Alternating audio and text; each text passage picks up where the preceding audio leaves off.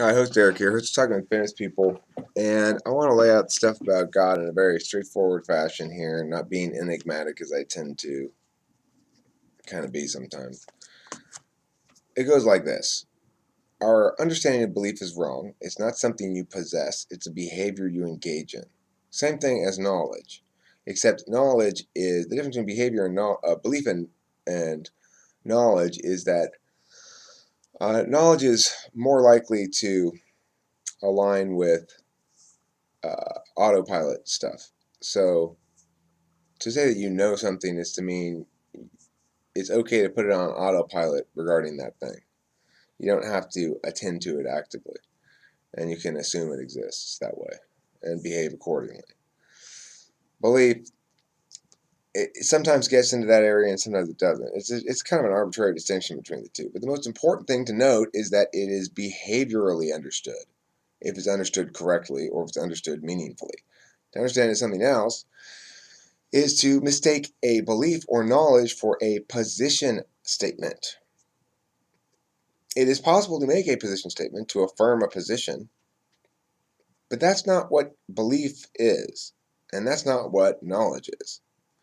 So that's the first problem, okay? Once we understand that the epistemology of everybody is wrong, then we accept that we need to fix it. And so how do we get to actually fix it? Well, first we attack theories of truth. What is the actual theory of truth? Real theory, I mean, I don't know what people say. I don't know, but what the philosophy community says. Like you said on a couple of occasions, well, I guess I need to be more well read in philosophy. Or I don't know anything. I have never read any philosophy really. I read shit like people say something about something. You know, I read like that kind of stuff. I just pick up bits and pieces from shit and piece it together my own way, in any fashion. It's not like we're really making up any totally original ideas, but we're piecing together pieces from all different kinds of different things in original ways, hopefully, or at least in ways that sound original. So the point is,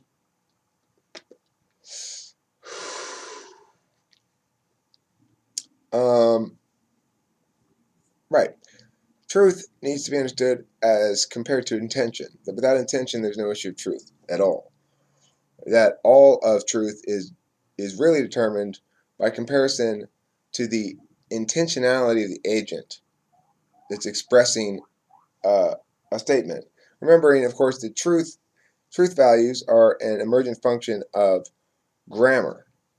That when grammar comes into play, statements have truth values. And so, remember too, that statements are the only kind of sentences that do have truth values. Commands and questions don't. So, when we're talking about truth, then we're something like God exists, a sentence like that.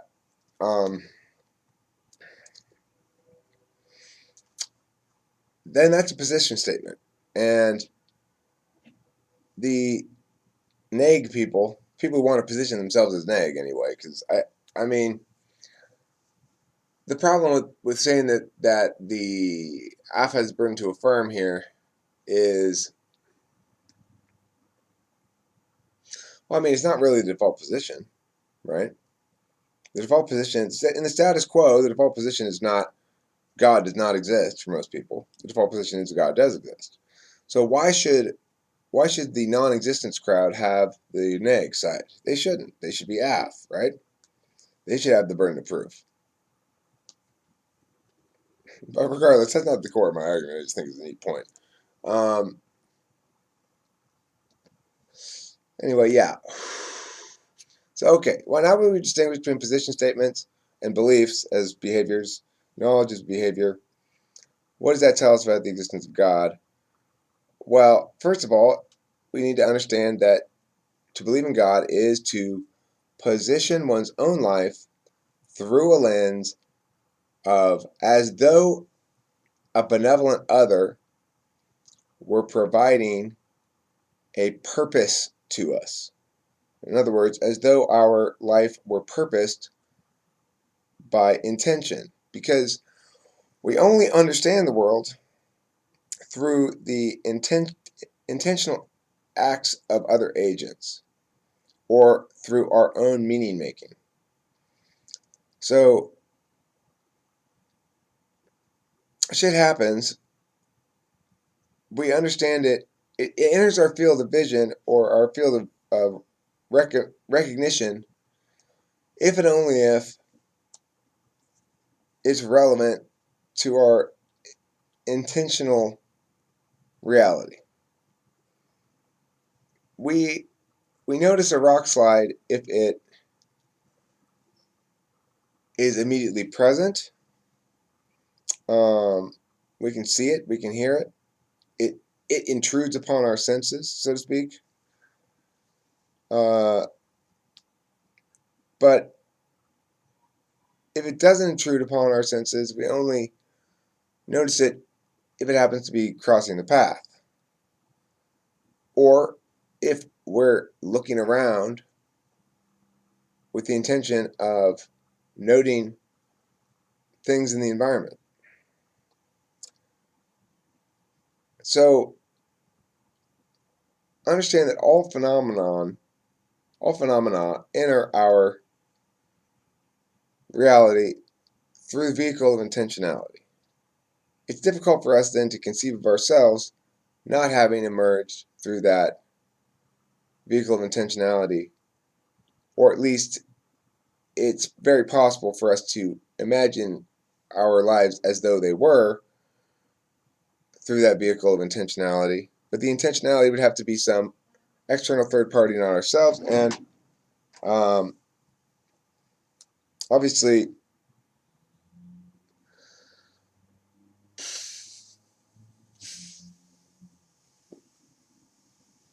something of substantially greater understanding, sufficient that it might impart a universal truth to aspire to, or something like that. So the problem that the anti-theists have is that they are engaged in an attack on magical thinking. They're saying they're conflating two things: the process and the position statement. And then second, they're regarding the process, they're calling that magical thinking in some sort of derisive way. But what they're not understanding is that you don't have to choose just one frame of reference. They're stuck in their own frame of reference. So they're not able to see that that you should be able to alternate between frames of reference, including mutually exclusive and contradictory frames of reference. I could turn right now and I could argue your side of this. I could become anti-theist, and I could do a convincing job of arguing the anti-theist position right now if I wanted to. And I mean, I could do it just to demonstrate it. I'm not going to do it in this video, but I might do it in a later video. I don't know.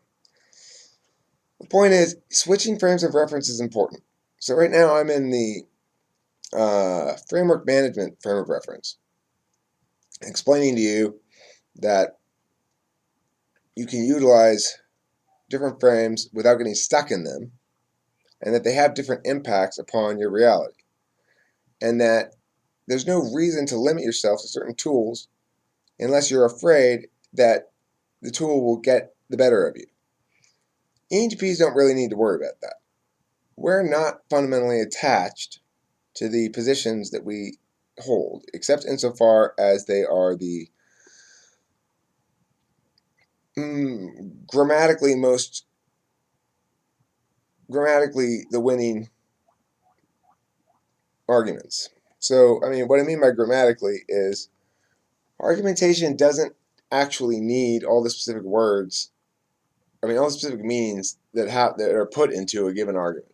We can look at the structures of the argument and determine which set of arguments wins, usually just by the structure of the arguments and how the impact upon the argumentation web. Okay, so I mean, I don't know why I got off on that. Regardless, the point is, that's the issue with the anti-theists. That's the issue with the theists, the specific theists. It's a failure to differentiate between, it's two things. Number one, wrong theory of truth, a theory of truth that's based on a truth bearer and truth carrier model, which is false. It doesn't actually, that's not reality. And the reason it's not reality is because that's not how we determine truth. We determine truth according to the intention of the individual. So if Julie's lying, then I might reference a shared frame of reference called the world of physical objects and compare it against my assumed intentionality that she was intending to tell me the truth. I assume that she was intending that. And then I see if, in fact, the world of physical reference gives me enough evidence to conclude that she was actually intending to deceive me. That's how it works. When you're talking about so-called objective statements that aren't supposedly Sally's telling me something, but instead like a piece of writing, same thing. Same thing. It's just Eric telling you this or somebody else, and a little clone of Eric is telling you all this stuff. And the only difference between having this conversation with me in person and listening to it on YouTube is to talk to me, to yell at me about it. You have to either write a comment or join. But I mean, it's really easy to yell at me about it. Anybody can come and yell at me anytime you want. I'm gonna go to a meeting right now after I go poo. I think that's how I know God exists. I have to poo again. So the point is, when we understand, the second thing, right? The second point was, the first one was wrong truth theory model. And the second thing is misunderstanding the nature of belief, knowledge, and uh, faith. It's that their behaviors and or descriptions of degrees of autopilotness that you can put in place. If you can put in a high degree of autopilotness, then it's knowledge. If it's less of a high degree of autopilotness, then we call it belief, but it's a fuzzy line. So those are basically the two problems with the anti-theist position, and we need to be able to change frames of reference if we want to, and we should be able to practice faith and get the benefits of that without becoming a fanatic, okay? Just because some people use the mechanism badly doesn't mean we dismiss the mechanism as a whole. It means some people use the mechanism badly, just like you're using the mechanism of rationality badly. Anti-theists, people who are like Haiti atheists who are like, "You're stupid." Bleh. That's who I'm talking to. Okay, make that clear. And look, you can come join the side of truth anytime you want.